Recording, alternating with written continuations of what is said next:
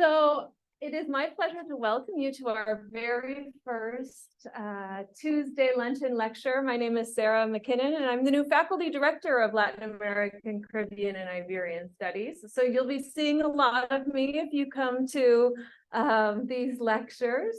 And it is our pleasure to begin this lecture, which I should also mention is co-sponsored with Global Legal Studies and the Human Rights Program.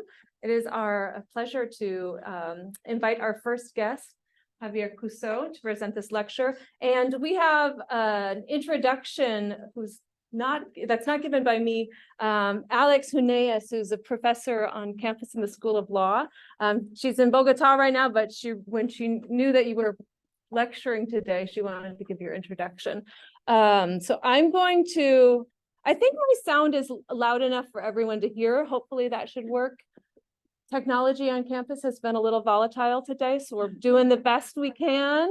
So Alex, I'm going to pass it over to you to introduce our speaker. Oh, I can't hear you. You're on mute. Can you hear me? Yes. Yay! Can everyone hear me?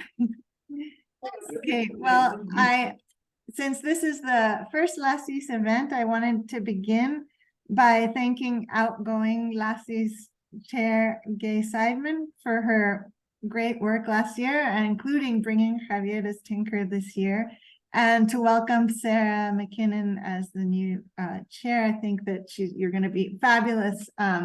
We can already feel the energy of your leadership. And I'm very happy to introduce my very good friend Javier Couso, who's the Tinker visiting professor this year. He was also a Tinker visiting professor in 2006, before I even got here. He is a professor at Universidad Diego Portales in Chile, and a chaired professor at Utrecht University. He has the chair in global trends and constitutionalism there. He has a PhD from Berkeley and a law degree from Universidad Católica in Chile, where he studied while being actively involved in the student movement to oust the Pinochet dictatorship. He is an active scholar, has numerous articles, has written 2 books, one of which, El Otro Modelo, was a very important book in shaping responses to neoliberalism in Chile. He has also worked as a consultant for government. He started out as the first president after the transition to democracy, working the Hacienda. More recently, he has worked Hacienda, which is the economy ministry of Chile. More recently, he's worked as advisor to President Bachelet on constitutional issues, and has also worked with ministers of the Boric administration as they face the ongoing debates around constitutionalism in Chile, as well as consulting for members of the Constitutional Convention. And he really is very much a leading public voice on constitutional matters in Chile right now. He's always on TV, writing for the newspapers, and is one of the most thoughtful and frequent go-to contributors to the public debate. He's always measured and rooted in deep knowledge about comparative law, but also a passion for and deep knowledge of political economy, which I think makes him a unique participant in these conversations. So I'm very happy to welcome Javier and looking forward to what he has to say.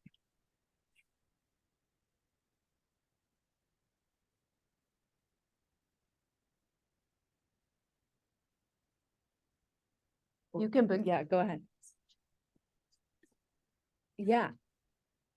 I think he will, actually. That's okay. Thank you very much, kind words. Thanks to Gay Seidman and Wolters Kluwer, and also Sarah McKinnon that I just met last week. It's been a pleasure being here 17 years ago and be back now. So I'm really looking forward to this semester here. I want to cover quite a bit because yesterday was the 50th anniversary of the military coup, and therefore there is some ground to be covering aside from the specific point I would like to make that's mostly about the political and constitutional impact of this tragic event that happened exactly 50 years ago yesterday. So as I said, yesterday it was a very tragic day, and the commemoration was the interruption of a really proud democratic tradition that Chile laboriously built over a century and a half. It started as an oligarchic republic, but gradually and with a formality that was welcome at the time, because every president would hand out power to another one. So Chile escaped in the 19th century the caudillo and the civil war that was so terribly common in the region. After a century and a half, this was an evolving construction of a democratic regime. And therefore, the interruption and the way it was interrupted that was so shocking has led over the last few months to scores of articles, books, films, documentaries that both describe the horror that went on, but also try to analyze the process, attempting to provide an account of both the origins and consequences of this tragic episode in Chile's history. The coup and the military regime that followed it had profound human, political, economic, and even cultural impacts that have shaped Chile, even up until our days. But in this afternoon, I would like to focus on just one of them, time constraint. The political and constitutional impact of this particular event. That's what I'm going to be. Yep. Okay, it was both a consolidated democracy in terms of a strong political party system with links to civil society and a working rule of law. That triad was not common in many countries of the region. Some of them had political parties that worked, but the rule of law was weak.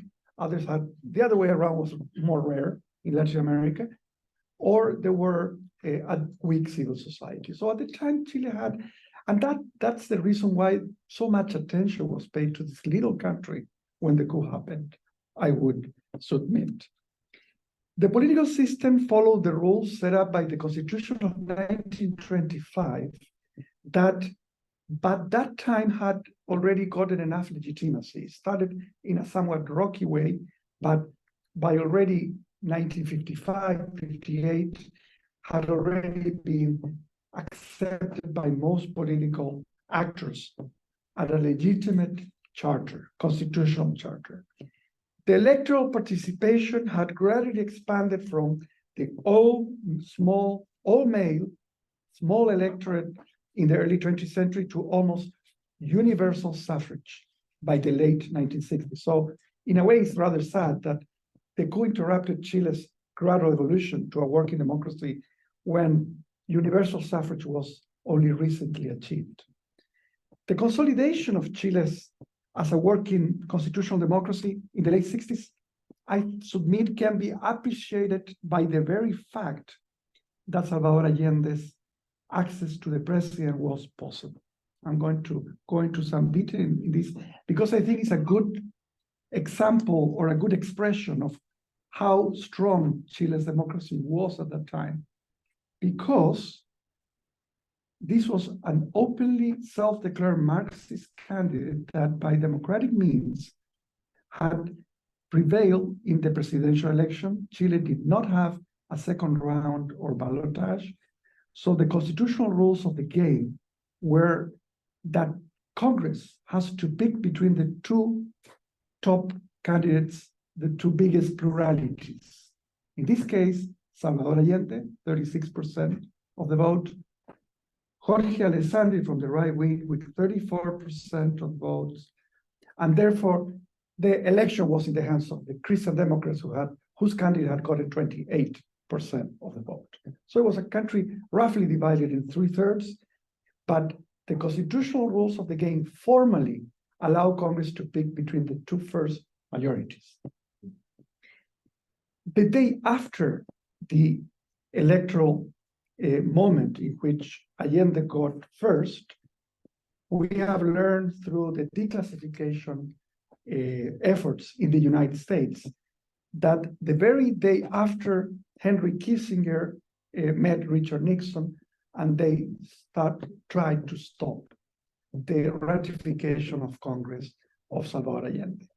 The unwritten rule, this was not a written rule of the Constitution, but the constitutional tradition was that Congress always picked the first runner-up.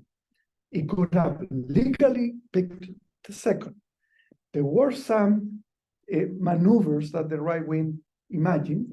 They approached President Frei Montalva, who was stepping down, to offer him that if Congress elected Alexandra, he would resign the next day, so a constitutional term would have happened, and Frei, who was very popular, could have run again and eventually have a new presidential term.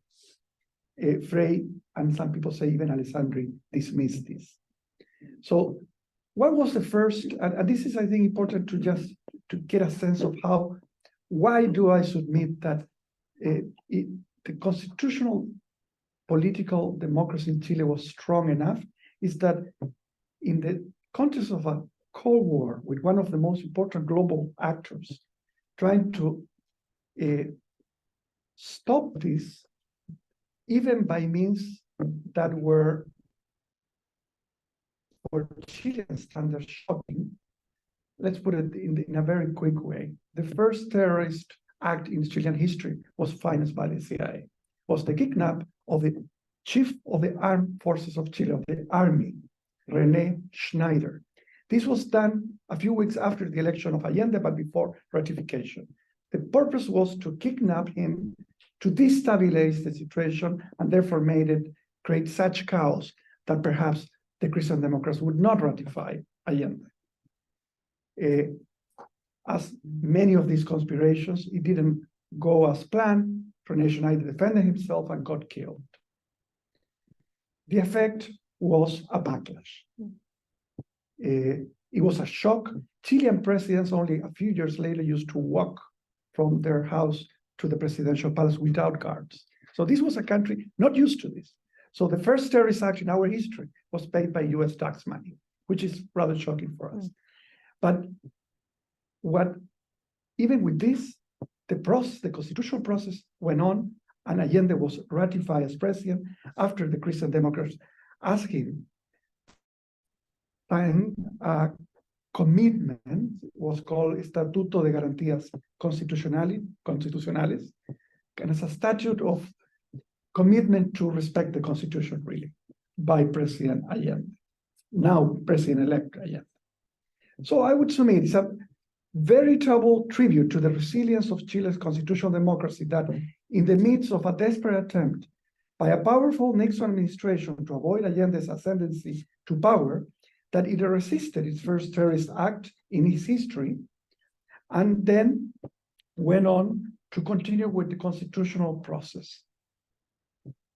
I have taken some time to address this moment, this in our moment, because I think it is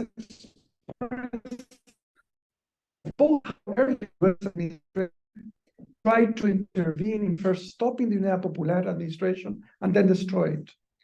When President Allende was finally elected, Nixon, we have learned through the declassification efforts, was quoted by saying we have to make the Chilean economy scream. So this was really something, and you can understand, I mean, if you take an impartial view of what was going on, it's very hard for a Chilean to do this, but you could imagine the Cuban Revolution happened some years before. It was the midst, the Vietnam War had gone badly up until that point. So having two Marxist governments and one elected democratically, that was something that it was feared by Kissinger in particular, that would be an example for European and other Latin American countries.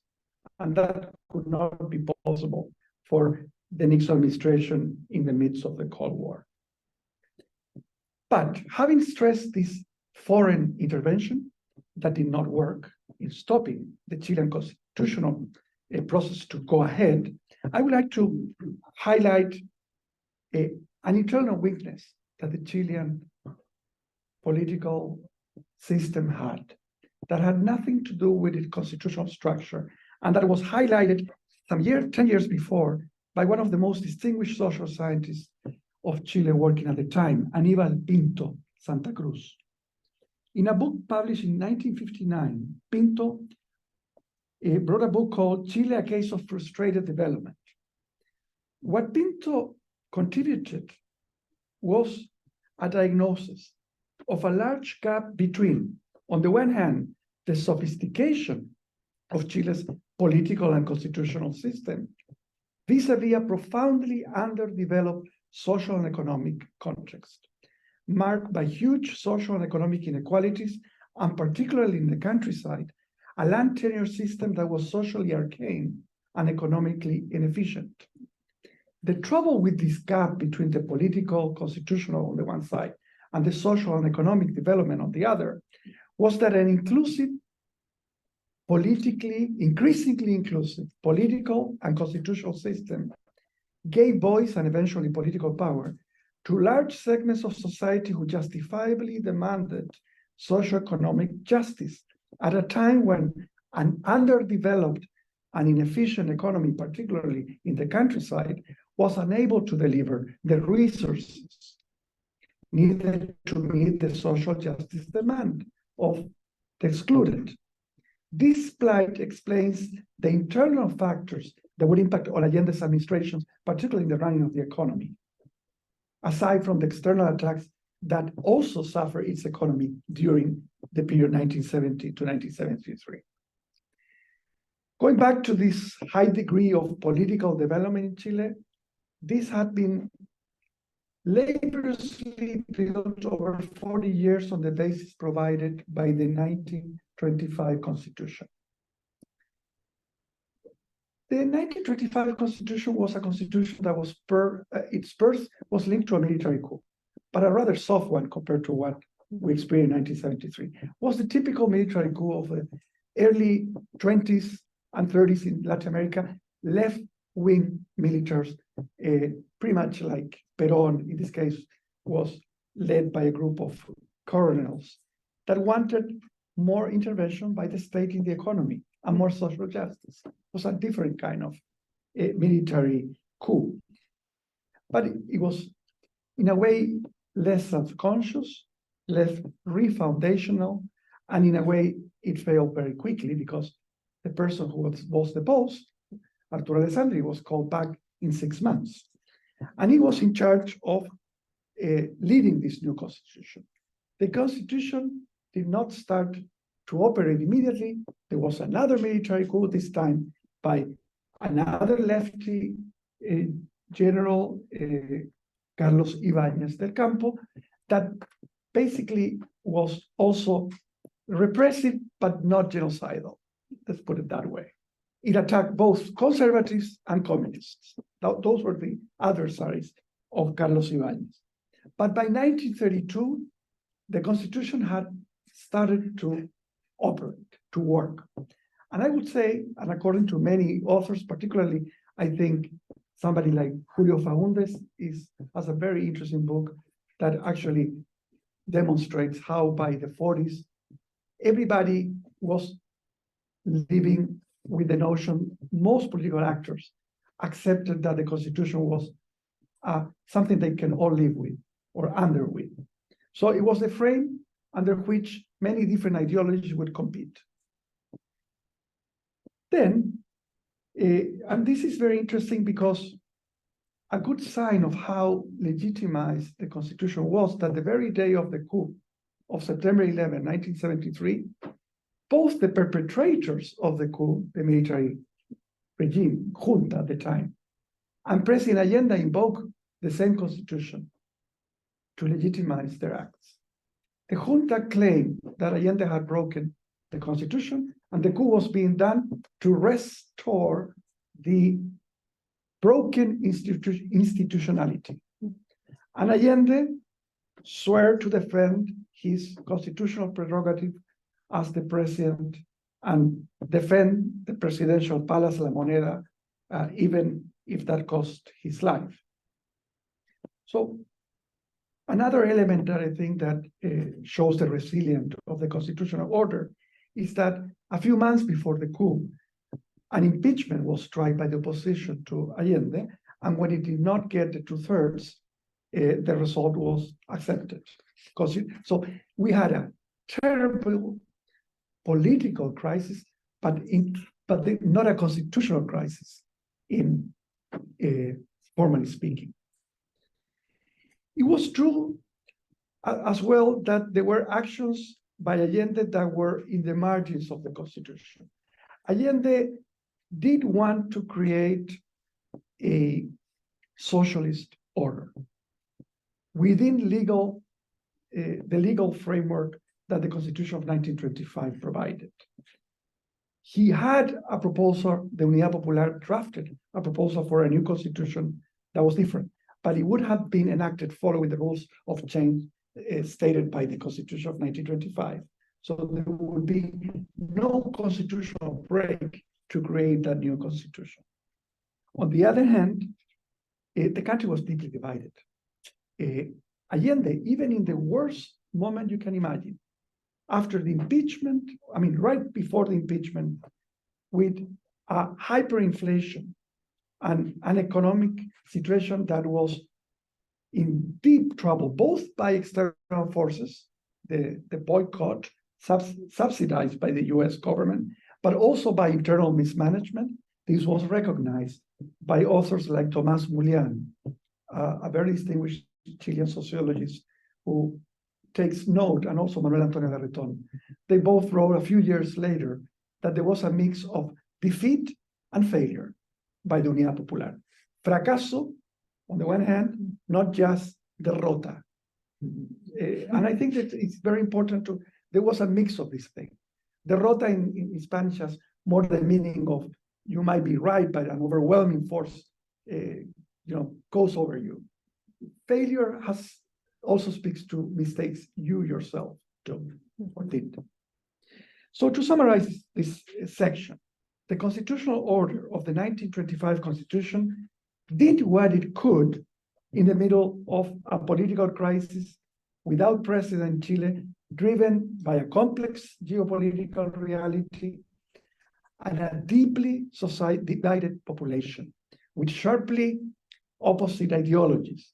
One that wanted socialism, the other a market economy. In the middle of hyperinflation and a steep fall in production and rising unemployment.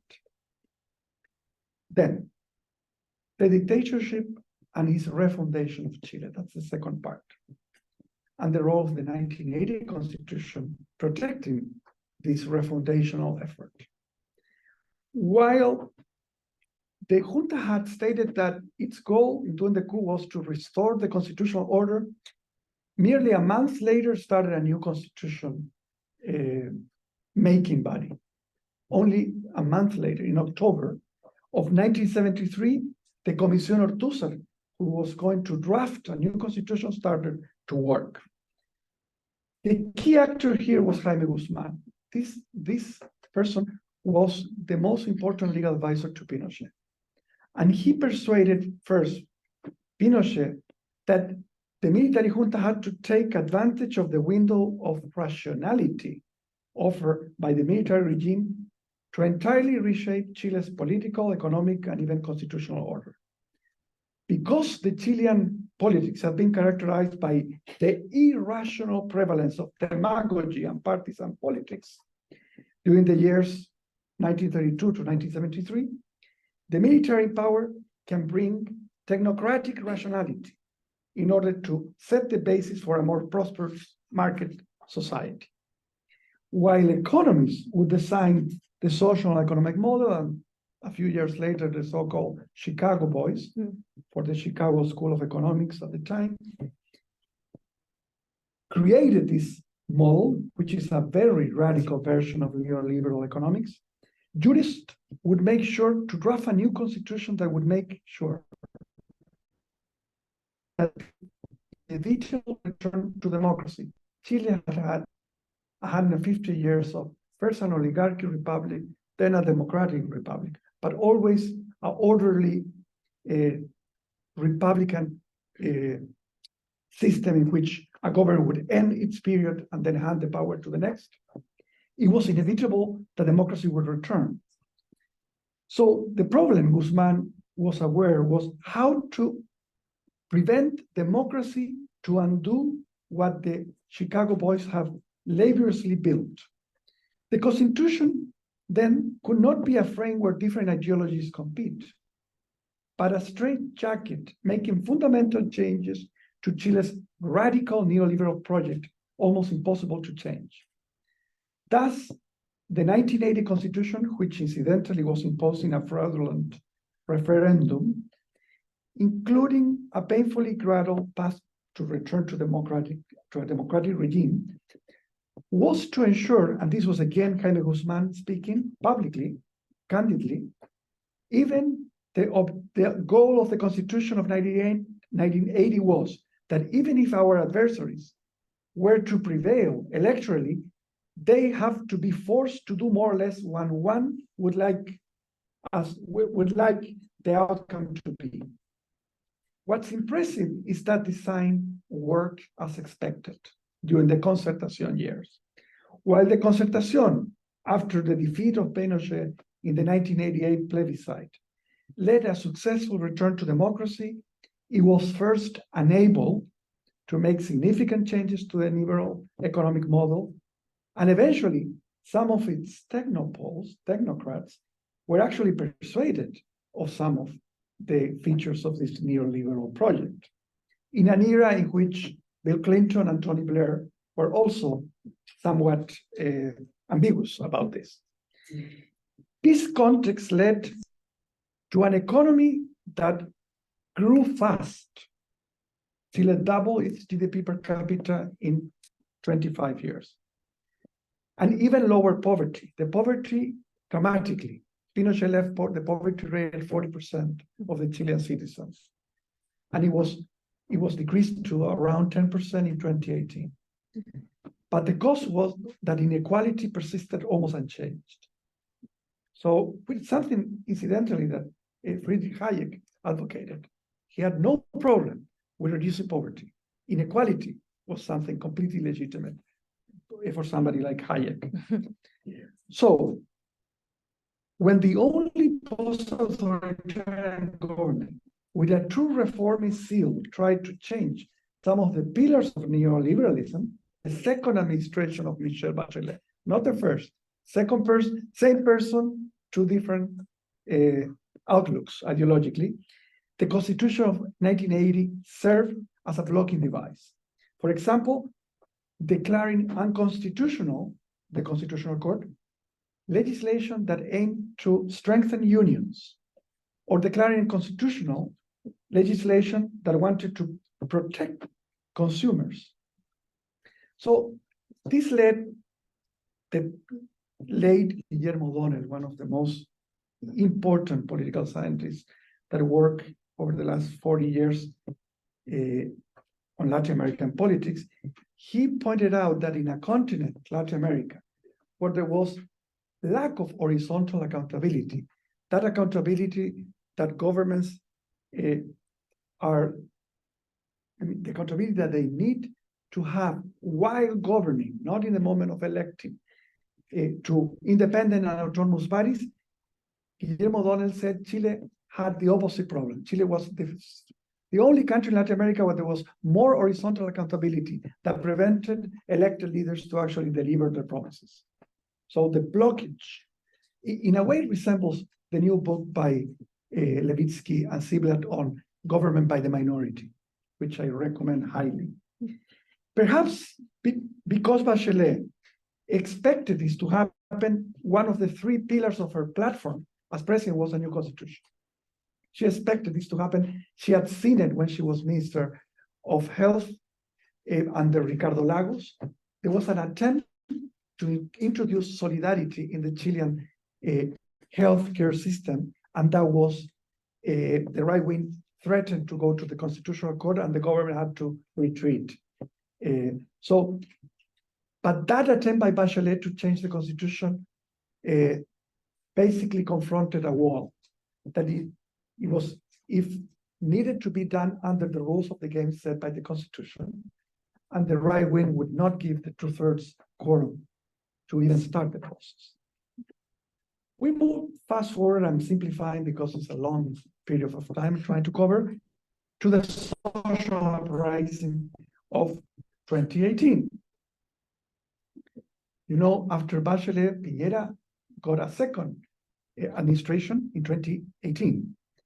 And just a week, and this is very impressive, just a week after Piñera bragged in an interview given, I think, to the Wall Street Journal, that Chile was an oasis of prosperity and stability in a region.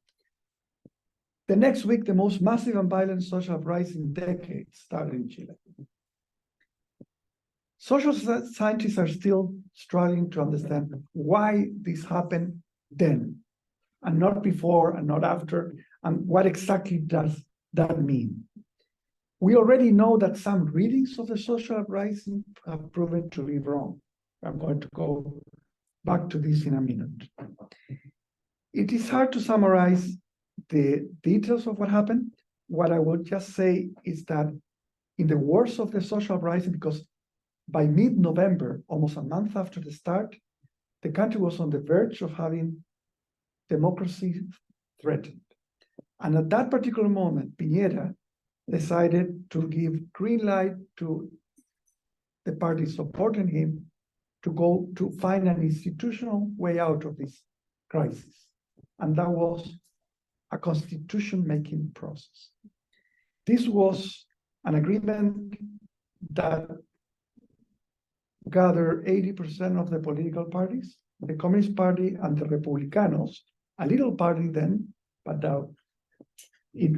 now it's a very important one. We shall know about that in a few minutes. They were the only ones who did not sign, for different reasons, of course, to this treaty, to this agreement.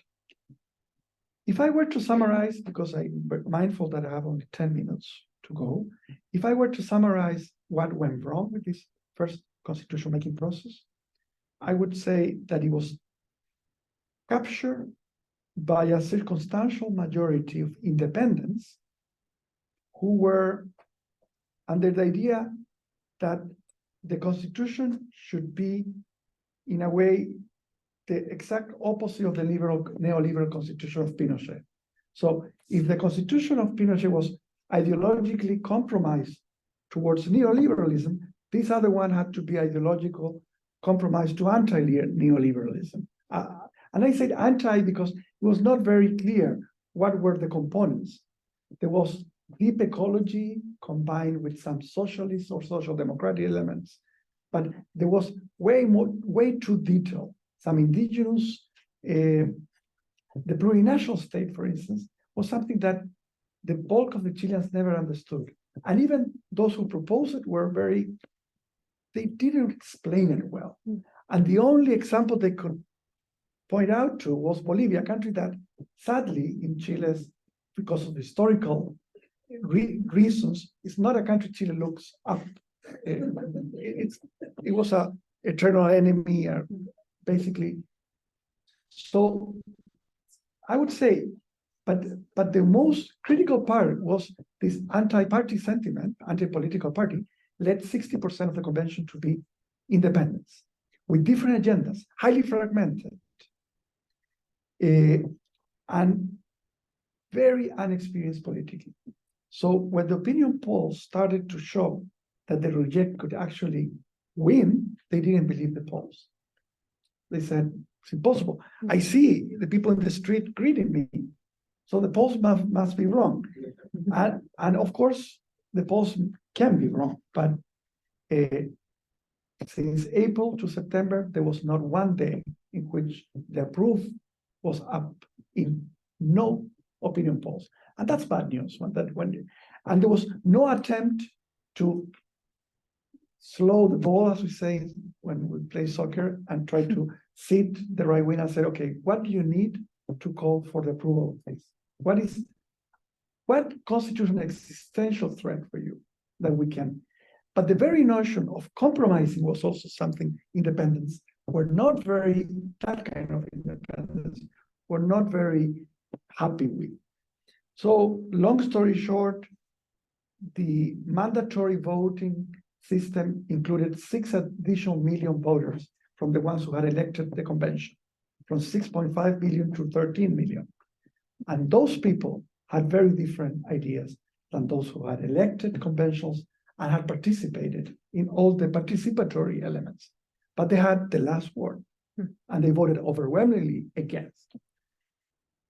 After this, the right wing was tempted to say, okay, this was enough, is enough. Why the people have spoken, we maintain the situation as it is.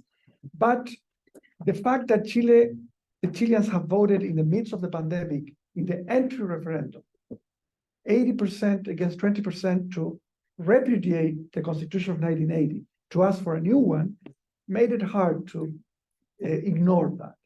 And therefore, a very painfully built agreement, new agreement, was reached in December of last year, of 2022.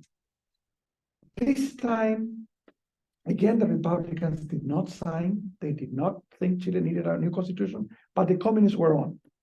And this time, the design of the process was the exact opposite. It was not based on anti-party sentiment. It was against independence. It had a lot of expert input. There were going to be an expert group designated by Congress that would draft a first draft, and then an elected council would work based on that draft. What it was shocking for Chileans is how much the political climate had changed. Whereas in 2019 and 2021 in May, the environment was one in which social justice was the main concern of Chileans, particularly healthcare, pensions, the environment. For a number of reasons that would take too long to explain, the political climate was all about law and order, or as I said to Heinz the other day, more about order and not law. We say law and order because it makes sense in the US to say that. It used to make sense. I'm not sure now. But law and order is really about order at any cost. Chile's rate crime, particularly assassination, used to be very low, around 2 per 100,000 per year, 2 homicides, murder, and it went up to 5, which is still reasonable in terms of the developed world, maybe too high for Europe, but manageable. But for Chileans, well, it's more than twice. And the media is obsessed with that and all that goes around it. So that coupled with a very problematic presidential pardon that Boric issued in the very last day of last year, 2022, where he pardoned activists who had been in the social uprising doing arson and other stuff. Well, they did a very bad work screening who they were pardoning. Half of them had a very long common criminal record. So that was a perfect storm. Then in a country that only 5 policemen are killed each year, 3 were killed, one after the other, the 3 weeks before the election of the convention. So the Republicans, who had been against the process, but of course presented candidates, all the campaign was Chile needs a strong hand that stopped this nonsense.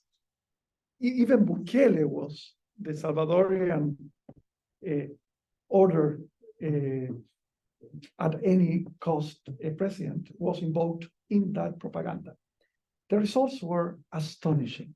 The traditional right was dwarfed vis-a-vis the Republicans.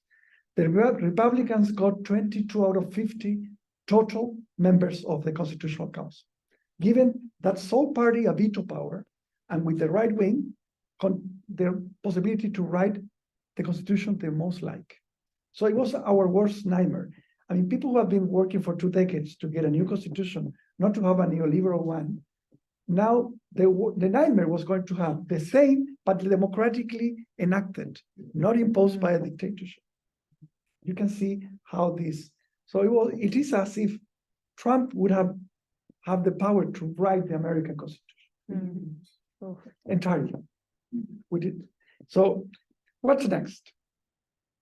Of course, and I'm finishing in 2 minutes, after this, what was interesting is that the experts had agreed on a draft in the meantime. From a Republican expert to the communist experts, all agree on a perfectly reasonable, a draft that nobody likes, but that everybody can live with, which is the perfect definition, I think, of what Chile needed now. President Boric immediately says, I would sign this tomorrow. And all the political analysts from overseas started saying, okay, it's in the best interest of the Republicans now that they have the duty to deliver because they are the main force. We would expect them to ratify, to work to engage the left, not to repeat. Everybody said good intentions words. At the end of the day, the nature of the scorpion prevailed. They're writing a constitution that's even more radical in neoliberal terms than the one. I don't have time to go now into the details, and they're betting that this will be approved. The opinion polls consistently give between 15 to 25 points to the reject, but they are somehow hoping to change this. And in concluding, I would say, what would be the legacy of the coup in constitutional terms? It left a profound economic, political, and constitutional legacy, but also cultural. Chile has a more individualistic outlook that sometimes makes it harder to promote solidarity in things like pensions or healthcare. But particularly the notion that a constitution should include a specific policy direction instead of being the frame where normal politics ought to happen, I think is one of the legacies that I can point out to.